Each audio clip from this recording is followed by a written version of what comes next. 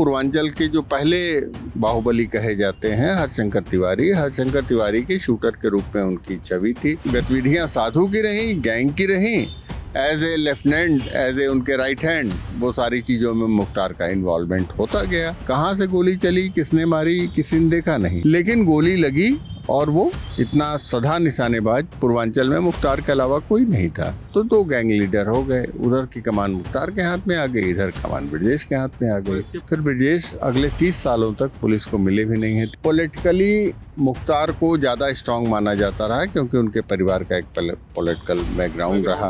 भाजपा सरकार बदली है, सत्ता बदली है, तब से शिकंजा कसना शुरू हुआ है। जो परिदृश्य है वो सेकेंड जनरेशन के हाथ में जाते हुए हमको दिख रहा है। नमस्ते, मेरा नाम सिद्धांत है और इस समय हम बनारस में हैं और हमारे साथ इस समय हैं कैमरे में पवन सिंह जी।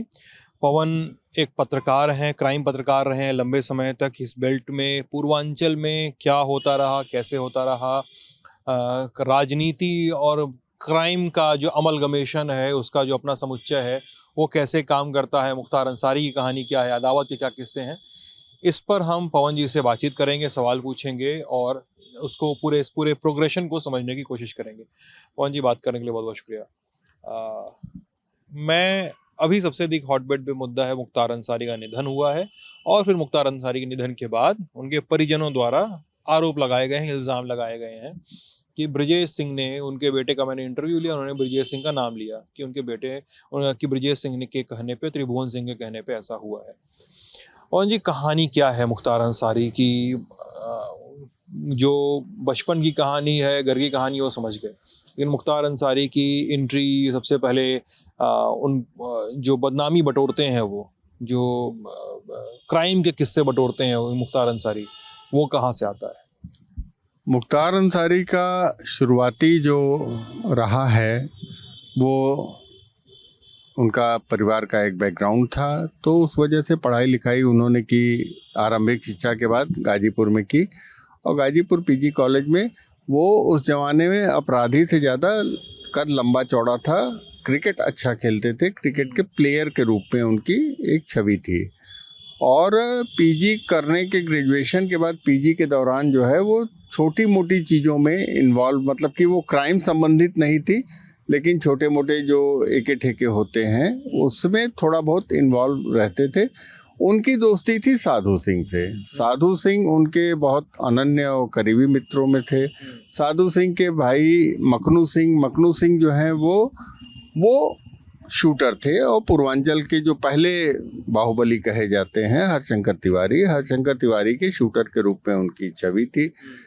उस वजह से उनका आतंक था। उस समय बनारस गाजीपुर में कोई माफिया डॉन या गैंगस्टर या इस टाइप का कोई बड़ी नामचीन हस्ती नहीं थी, तो उनके नाम के, उनके शूटर होने के नाम पे इनकी हनक थी मखनू की। और मखनू के संबंध जो है वो फिर यहाँ पे लुल्लुर वगैरह और पांचू बंसी, ये सारे लोगों से थे। तो शुरुआती जो हुआ वो मुख्तार के ऊपर जो दामन में दाग लगने शुरू हुए वो सच्चिदानंद राय की हत्या से कहा जाता है। लेकिन पूर्वांचल की, मुख्तार की और ब्रजेश की जो गैंगवार की कहानी शुरू कही जाती है, वो कहानी इन दोनों के बीच कभी किसी तरीके का सीधा टकराव, कहीं से कोई टकराव का कोई वो ही नहीं था। ब्रजेश यूपी कॉलेज में पढ़ने वाले और ये धरारा गांव के रहने वाले, गाजीपुर से कोई रिश्ता सरोकार ऐसा नहीं। ब्रजेश के फादर का मर्डर हुआ और मतलब कड़ियाँ कैसे जुड़ती हैं, फादर के मर्डर में जो लोग जुड़े हुए थे वो मखनू से जुड़े हुए थे जो आरोपित थे। उधर मखनू का भी मर्डर वो मुड़ियार गांव की आप जमीन की उसमें, तो त्रिभुवन का परिवार भी कमज़ोर नहीं था। त्रिभुवन के परिवार में ये लोग 6 भाई थे जिसमें कि 3 फोर्स में थे, पुलिस में भी दीवान थे, पैरामिलिट्री में भी थे। तो इस वजह से इन लोग के पास पैसे वगैरह आते थे। गांव के लिहाज से ये लोग कमज़ोर नहीं माने जाते थे और ये लोग मखनू को कुछ समझते भी नहीं थे। ये लोग मजबूत थे और इनके फादर का मर्डर मखनू सिंह ने किया था। तो इन लोगों ने जिला जेल से किसी से मिलके, मखनू निकल रहे थे, वहीं पे उनको ठोक दिया। ये जो पुलिस रिकॉर्ड में है। उसके बाद जो है वो मखनू के मरने के बाद सीधे गैंग लीडर साधु सिंह हो गए। साधु के करीबी मित्र मुख्तार थे। तो साधु के साथ साथ फिर आपराधिक जो गतिविधियां साधु की रहीं, गैंग की रहीं, as a lieutenant, as a उनके राइट हैंड, वो सारी चीज़ों में मुख्तार का इन्वॉल्वमेंट होता गया।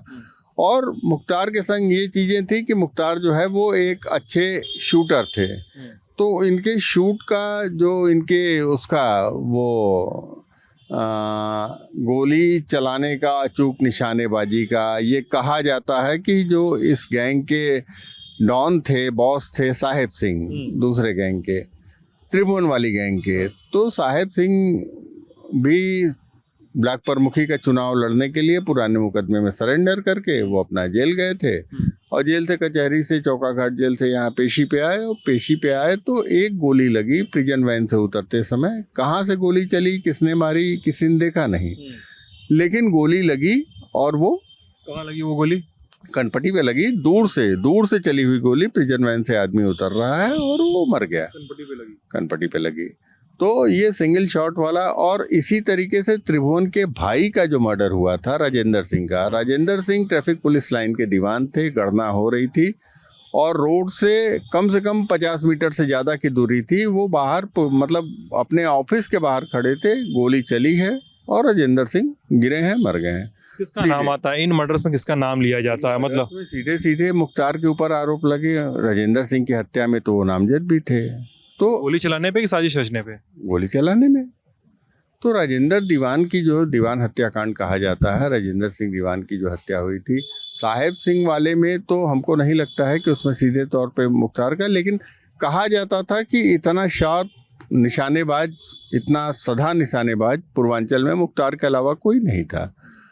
और साधु सिंह की 1989 में, 89 में साधु सिंह भी उसी प्रमुखी का चुनाव लड़ने के लिए अपने पुराने मामले में सरेंडर करके जेल गए। जेल से फिर थोड़ी उनकी ज़्यादा हनक थी, तो पॉलिटिकल, ये कहा जाता है कि पॉलिटिकल संरक्षण था, इस वजह से उनको जो है वो अस्पताल में शिफ्ट किया गया।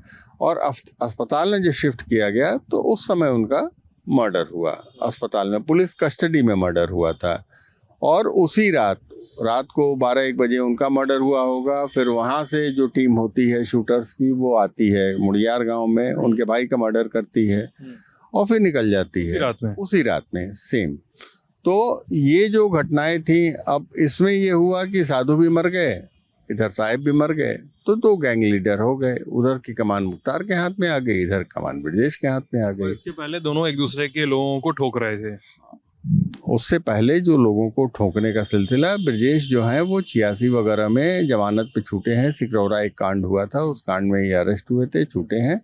और छूटने के उस कांड के दौरान कहा जाता है कि इनके पैर में गोली लगी थी, लंबे समय तक इलाज चला, लेकिन उसके बाद से फिर ब्रजेश अगले 30 सालों तक पुलिस को मिले भी नहीं हैं, 30-32 सालों तक, और जम करके आपराधिक घटनाओं में नाम आता रहा।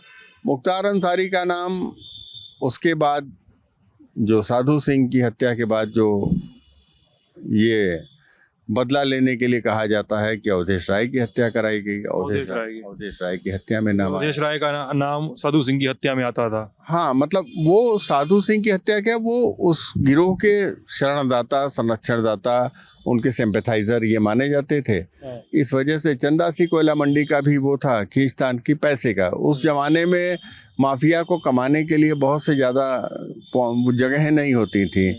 कुछ कोयले से मिल जाता था, कुछ शराब वराब ठेके वेके यहाँ पे इतने वो थे नहीं कि रोडें बन रही हैं, PWD के काम चल रहे हैं, या रेलवे का स्क्रैप का जो काम होता था, DLW का थोड़ा बहुत था। तो उसमें जो स्क्रैप करने वाले थे वो कुछ हिस्सा दोनों को दे देते थे, अपना काम करते रहे। रोंगटा जी के भी बारे में कहा जाता है कि ये जा करके मिले थे, तो अपहरण करवाया था मुख्तार ने, अपहरण करवाया था, जिसमें कि ये कहा गया कि 5 करोड़ लेकर के मार डाला। लेकिन वो मुख्तार को जानते थे, परिचित थे और अपनी मर्जी से बैठ करके गए थे। तो व्यापारी एक ऐसा वर्ग होता है जो किसी से माफिया वो नहीं है, वो नहीं लेना चाहता, उसको काम करना है, उसको टुकड़ा इनको भी देना था, उनको भी देना था, हिस्सा इनको मिल जाता था, उनको मिल जाता था। जो बाद के दौर के हुए, फिर रियल एस्टेट से लेके तमाम जगहों से जो पैसे आने शुरू हुए, उसके बाद खींचतान बढ़ी है, ठेके टेंडर काम बहुत ज़्यादा होने लगे हैं, तो उस तरीके की चीज़ें होने लगी हैं। लेकिन इन लोगों की आपस की कोई वो नहीं थी। ये दोनों अलग अलग गुटों से जुड़े हुए थे और उस गुटों की लड़ाई में जो है फिर लीडर हो गए तो फिर आमने सामने चलेगा ही मामला। और फिर उसरी चट्टी होता है। उसरी चट्टी होता है, उसरी चट्टी से पहले वो कैंटोनमेंट वाली फायरिंग होती है। तो ये तमाम जो चीज़ें होती हैं वो नामजदगी बढ़ती रहती है।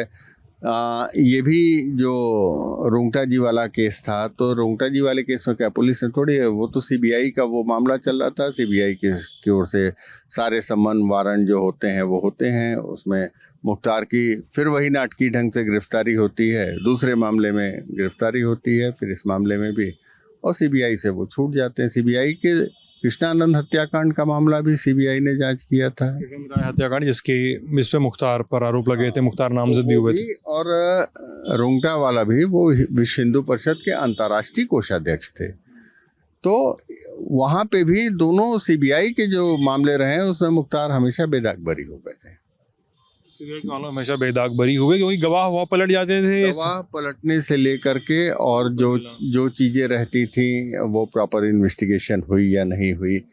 पॉलिटिकली मुख्तार को ज़्यादा स्ट्रांग माना जाता रहा क्योंकि उनके परिवार का एक पॉलिटिकल बैकग्राउंड रहा। विधायक लंबे समय से अफजाल रहे हैं, ये रहे। और ये मुख्तार ने जो शुरुआत की, मतलब कि अफजाल एक इस्टेब्लिश लीडर हो चुके थे, तो 84 से उन्होंने शुरू किया और उसके बाद से ही मुख्तार का आपराधिक इतिहास शुरू होता है। तो अपराध के मुकदमे दर्ज होते गए, कहा जाता है कि भाई की पैरवी रही या परिवार का वो रहा, लेकिन जो चीज़ें रही हैं वो यही रही हैं कि मुख्तार का पॉलिटिकल बैकग्राउंड इस टीम की अपेक्षा ज़्यादा मजबूत रहा। 2017 से जब से यूपी में भाजपा सरकार बदली है, सत्ता बदली है, तब से शिकंजा कसना शुरू हुआ है। उससे पहले मुख्तार कहीं जाते नहीं थे। ये जो जेल में गए हैं और जेल में ही इनकी मौत हो गई है, तो वो जेल में किसी पुलिस ने इनको अरेस्ट थोड़ी करके जेल भेजा था। ये खुद अपनी मर्जी से गए थे, ये सरेंडर करके गए थे पुराने मामले में। उसके बाद कृष्णानंद हत्याकांड हुआ तो आरोप यही लगे कि प्लानिंग पहले से इनकी तैयार थी और उसको एक्सिक्यूट करने के पहले ही अपने को जेल में रखवा लिया। 120 वो सीधे मुलजिम न बने और साजिश रचने का ही आरोप लगे, तो इन्होंने अपने को जेल में करवा लिया। तो ये चीज़ें तो रही हैं।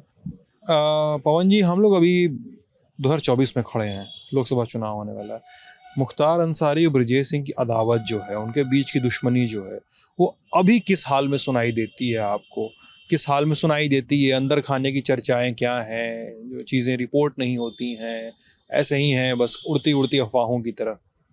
देखिए, जो ब्रजेश सिंह किसी ज़माने में डॉन हुआ करते रहे होंगे, वो एक्टिविटी उनकी आप पिछले 20 सालों की देखिए, वो कोई उनके खिलाफ मुकदमे वगैरह नहीं हुए हैं।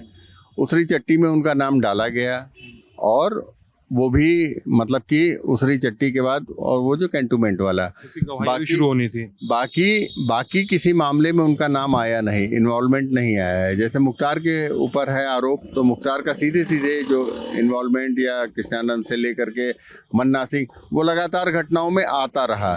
लेकिन ब्रजेश के संग ऐसा नहीं रहा, ब्रजेश का एकदम वो चला। और ब्रजेश के जो भतीजे हैं सुशील सिंह, वो सैयद राजा के विधायक, पहली बार वो बसपा के टिकट पे जीते, दूसरी बार निर्दल जीते, 2 बार से भाजपा से जीत रहे हैं। पहले वो धानापुर से 2 बार रहे, धानापुर रहे, फिर वो सकरलीहा हो गई तो वहाँ से रहे, और सैयद राजा से 2 बार के।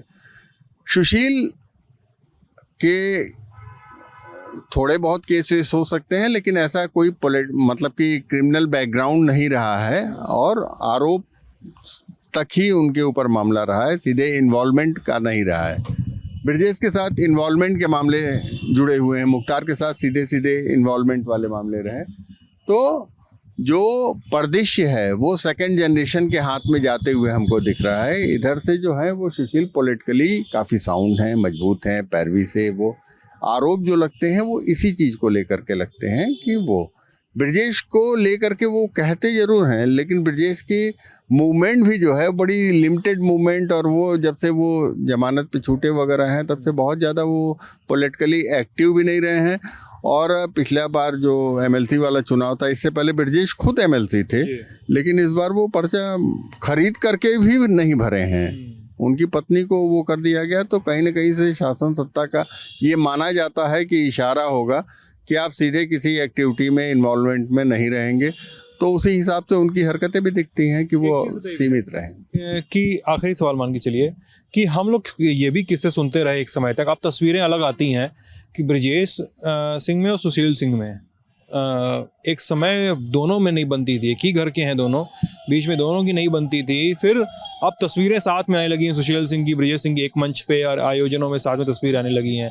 क्या कुछ ऐसी खबरें सही हैं, इनमें कुछ दम है कि बेदम खबरें हैं ये? नहीं, ऐसा एक दौर आया था। ब्रजेश दरअसल 2009 में जो उनकी नाटकीय ढंग से गिरफ्तारी हुई, उसके बाद उनके खिलाफ पूरे देश में मुकदमे थे, चाहे बॉम्बे का जे हत्याकांड हो, चाहे गुजरात के हत्याकांड हो, वो एक प्रधान था यहाँ का, तो उसकी हत्या का मामला हो, तो ये अलग अलग जगहों पे इनका जो है वो जाते थे, वहाँ पे 6 महीना, साल भर, 2 साल, 3 साल जो है इनका सीधे सीधे चलता रहता था। और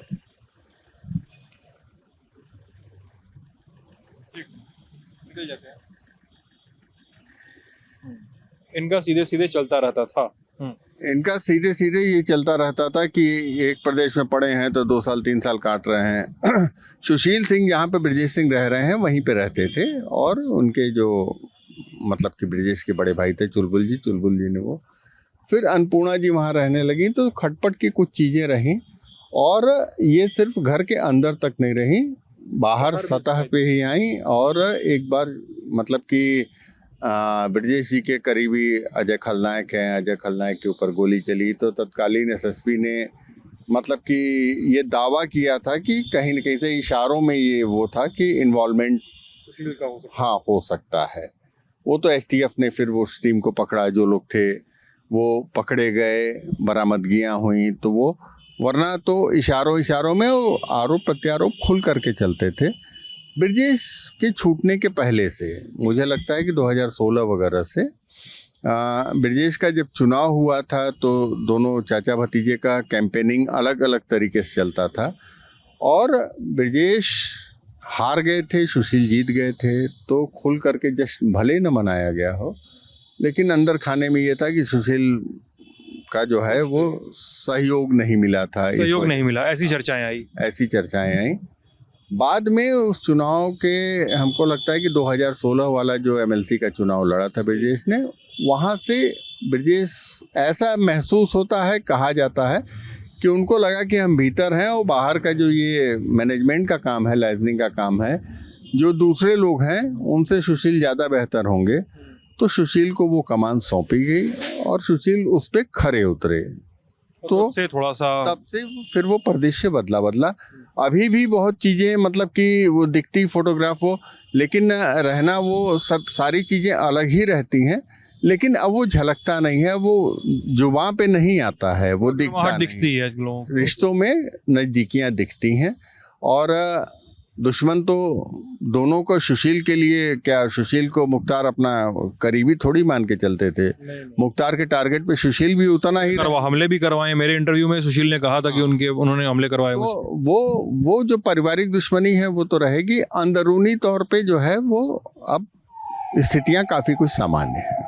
ठीक है पवन जी, बात करने के लिए बहुत बहुत शुक्रिया। ललन टॉप पे आप ये बातचीत देख रहे थे, हमारी कवरेज जारी है, आप भी बने रहिएगा। बहुत बहुत शुक्रिया।